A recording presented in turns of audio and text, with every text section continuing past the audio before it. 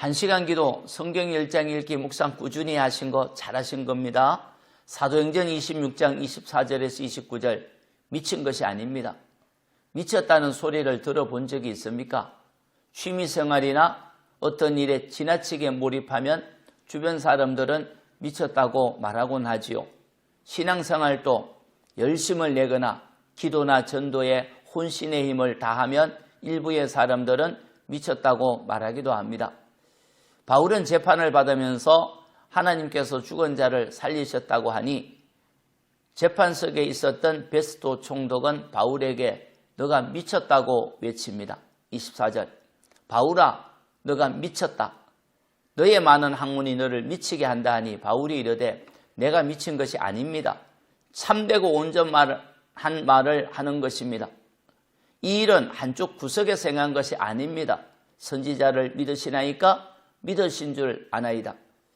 사람들이 볼 때는 잘 나가던 바울이 죽은 지 사흘 만에 부활하신 예수님께서 메시아라는 복음을 전하면서 심한 박해를 받고 고소를 당하고 고초를 겪으니 바울이 미친 것처럼 보일 수도 있습니다.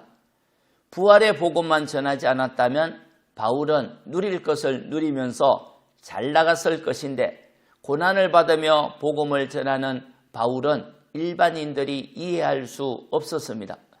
많은 학문이 바울을 미쳤다고 생각했던 것이죠.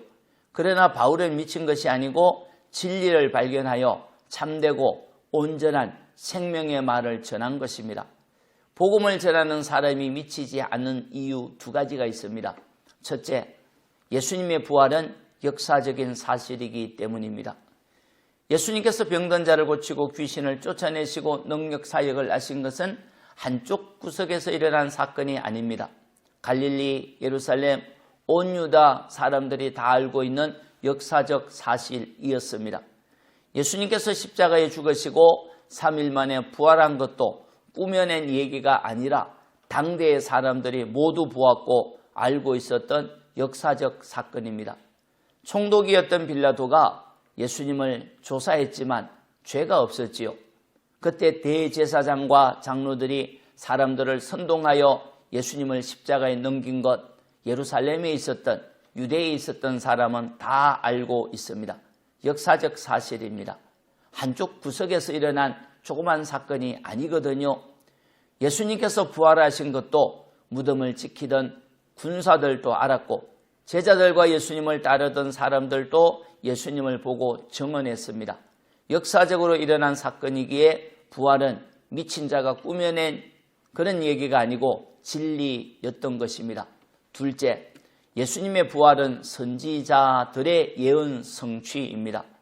아그리파 왕처럼 유대에 살고 있는 사람들은 선지자의 예언에 관해 다 알고 있습니다. 이미 하나님은 선지자를 통하여 메시아가 고난을 받아 죽지만 우리 죄를 대신하여 대속하기 위하여 죽으시는 것이요 살아날 것을 예언하셨습니다.